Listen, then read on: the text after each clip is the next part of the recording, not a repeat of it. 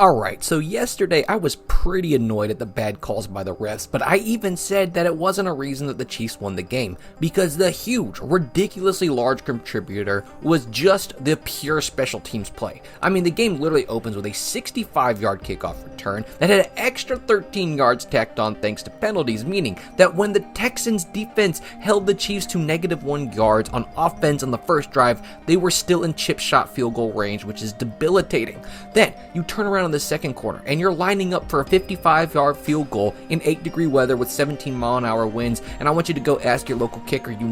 how you hit a 55-yarder in 8-degree weather when it's windy, and they should all give you one answer. You don't. You take a delay of game and punt it back, and this great field position by the Mist once again results in a Chief touchdown, meaning that special teams blunders have now all but given away 10 full points. Not just that, but we had this horrible fourth down conversion call where, had they just punted, there's a great chance to get the ball back in better field position. If you want to know what I'm talking about, look at what the Chiefs did. They don't get any yards, so they decide to punt to start the Texans at the 7, where ultimately they're forced to punt back into a nasty headwind, resulting in a short 34-yard punch to start the Chiefs on the plus side of the field, which ultimately turns into a field goal. You see, this is how the Chiefs are winning the game, with a battle of field position the way the sport's supposed to be played, not dumb fourth down conversion attempts. So now the Texans, through pure field position shenanigans, have given away 13 points, and they're playing like they're in pure desperation, but now, late in the game, they're in actual desperation mode. They need a field goal to have a shot,